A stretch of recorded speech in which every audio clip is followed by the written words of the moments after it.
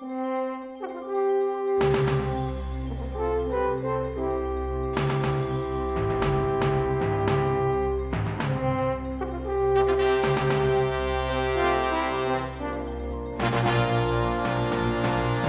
you. Please give her a warm welcome.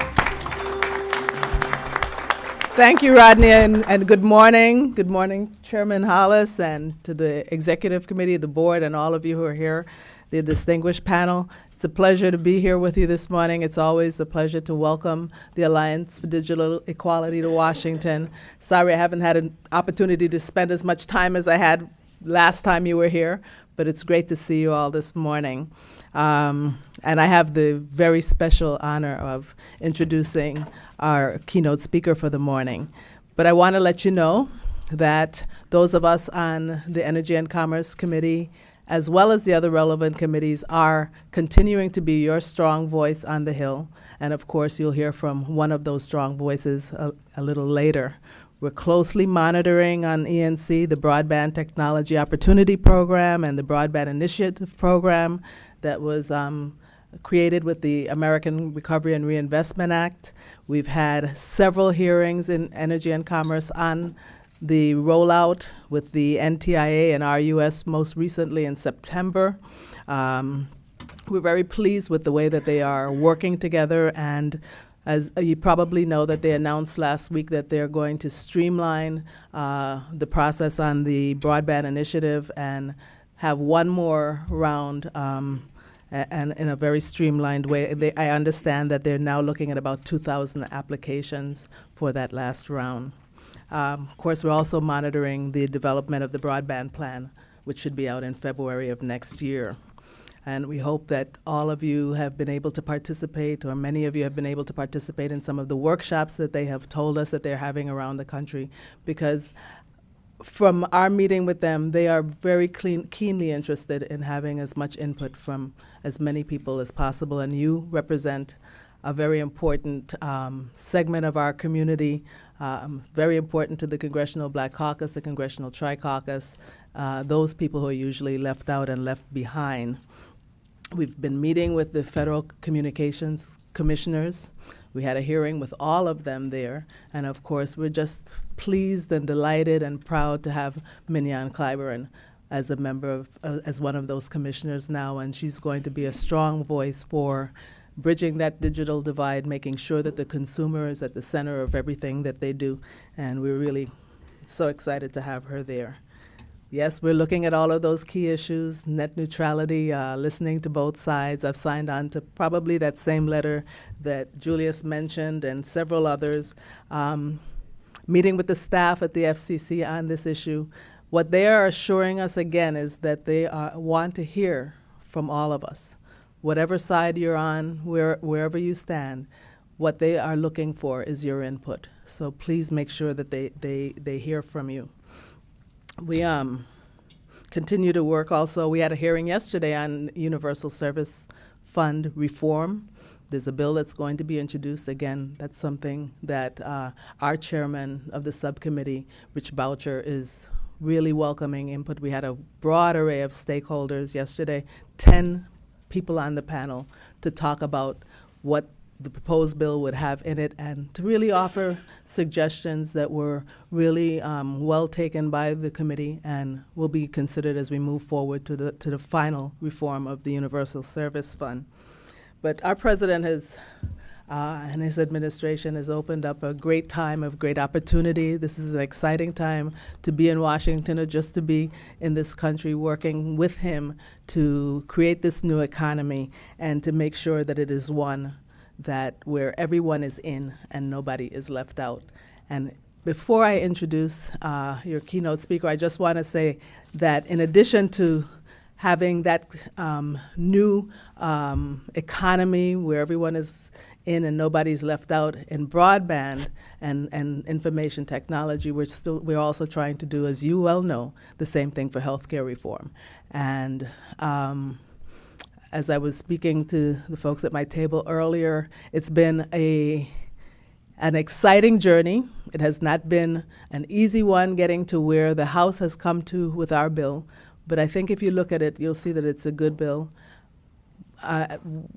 It's not a perfect bill, and from whatever point of view you look at what we're doing in healthcare reform, I'm sure there's broad agreement that something needs to be done. And I would just ask you on behalf of all of the 46 million people who are not insured, the many tens of millions more who are underinsured, the minorities, the rural people in rural communities and the territories who need this bill, to get to your senators and tell them, let's move this bill along. So now, yes, Eddie Bernice Johnson is my next door neighbor in Longworth, but she's a lot more to all of us in the Congress and to the country than that. She is in her 9th term. She represents the 30th district, congressional district of Texas. I think she's the only Democrat in that area. She came to Congress in 1993 and has been on the Transportation and Infrastructure Committee from the time she was sworn in. She is the chair of the Water Resources and Environment Subcommittee. She's been the chair of that committee in the 110th and now in the 111th Congress, and that committee oversees environmental issues and the authorization of the Clean Water Act, among other things. She's a senior member of the science, very important to this discussion, of the Science and Technology Committee, and she's very senior on their subcommittee on research and science education, as well as energy and the environment. She's a chair of the Texas delegation and a deputy whip, deputy Democratic whip in the House. Has also, apart from her work on transportation and infrastructure and science and technology, a very strong voice for human rights around the world, and is well known for her Women for World Peace initiative, where she brings women from all over the globe to meet together and to discuss issues of common concern. She's a former member of the Texas State Legislature. She's the first woman to lead a major House committee in Texas, the Committee on Labor, and I think she was the first African-American female to be elected to this Texas State Senate. She's a nurse. During the Carter administration, she was the regional director for Department of Health and Human Health, Education, and Welfare then. As I said, she's my next-door neighbor, but we also share other things in common. She and I both attended St. Mary's College in Notre Dame, Indiana. There's one other person in the House who, amazingly, 3 of us from that small little college in Notre Dame in the House at this present time. But EBJ was also our CBC chair. I don't remember what Congress that was, but she brought so much to that position. And I want to just mention a couple of things that really stand out about her chairmanship of the CBC. One, she initiated meetings between the Congressional Black Caucus and the Senate. That was the first time that we'd really had those kind of formalized meetings, and every chairman since then has followed her lead on that. One of the best things that has happened in Congress has also happened under her watch, and that was the formation of the Tri-Caucus, where the Hispanic, the Asian Pacific Caucus, and the Black Caucus work together. We work very closely on healthcare reform, but it crosses every other issue, and that came with Eddie Bernice's chairmanship. Of course, from the time I got here, I've seen her work on closing that digital divide. We've had meetings, as chair, and before she was chairwoman, and since she was chairwoman, we've had many, many meetings with all of the leaders in information technology. Her work on closing that digital divide is something that we really, truly appreciate, and has really been at the forefront of her agenda. I remember being so impressed when we had a luncheon during her chairmanship with Bill Gates, who came and sat with the CBC and had a very fruitful discussion over that luncheon under her chairmanship.